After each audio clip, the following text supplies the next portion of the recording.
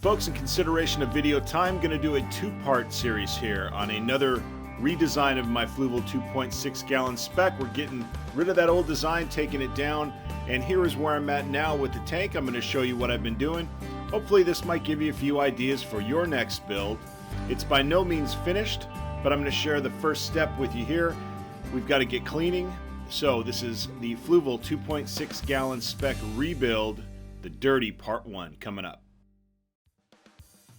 Now, as I drain this tank and get started, here's my goal with this second build. In a previous video, I mentioned some things that I thought I did well and some things I didn't do well on this original build. What started out great ended up being kind of creepy toward the end. So with my filter media and a bucket of tank water to keep my beneficial bacteria alive and well, the tank goes outside, and you can see the state that it's in once it's drained. Everything just got away from me.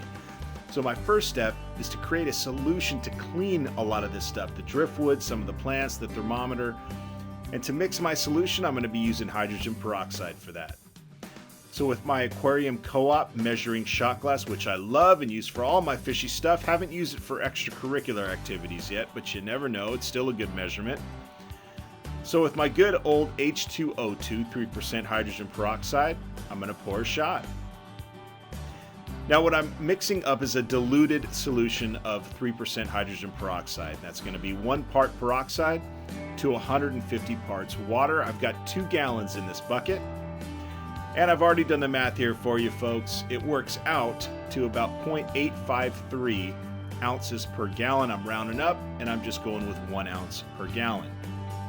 Now the reason I love peroxide is, unlike our friend bleach, peroxide turns into harmless water and oxygen after 24 hours. It's a very safe solution for cleaning your tanks.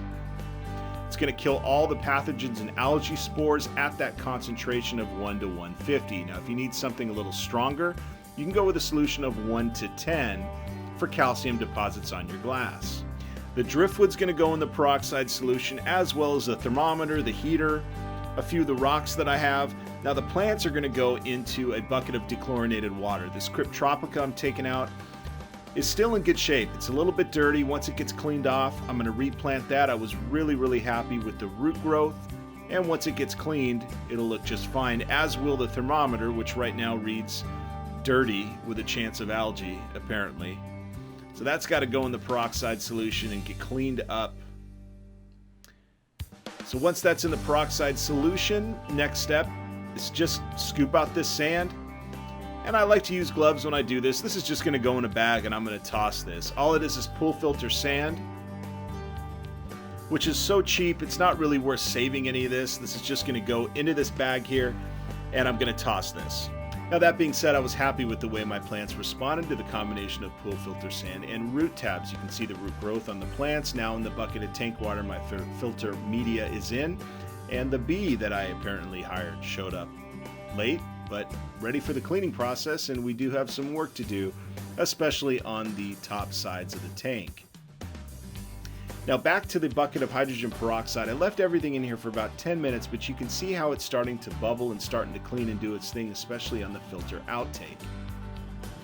Now speaking of cleaning, I'm going to make one more diluted solution, and that is a diluted vinegar solution using distilled white vinegar at a ratio of 1 cup of vinegar per gallon of water. And this is what I'm going to use to clean the majority of the tank.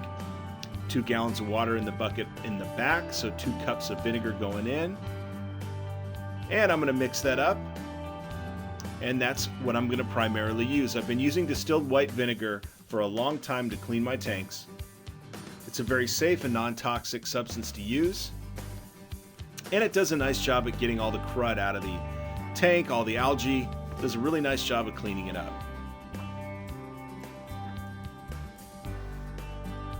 Now that it was starting to look like a tank again, there are some hard to get areas to clean in the Fluval Spec. Now for these areas, especially the intake-outtake grating by where the filter media sits, I used a new toothbrush and the diluted solution of vinegar to get in the crevices and small corners that I otherwise couldn't have gotten to with the sponge.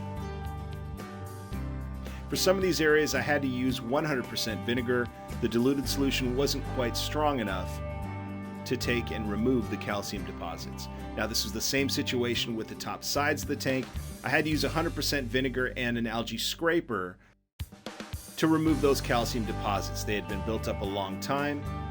Took a little bit of extra elbow grease, pure vinegar, and the scraper, but we got it all cleaned up nicely. Now for the corners and sides of the tank, an aquarium brush comes in nice and handy. Cleans everything up very well in the sides corners of the tank. So between the brush, the scraper, the toothbrush, and the sponge with plain old vinegar, folks, this is a great way to clean your tanks.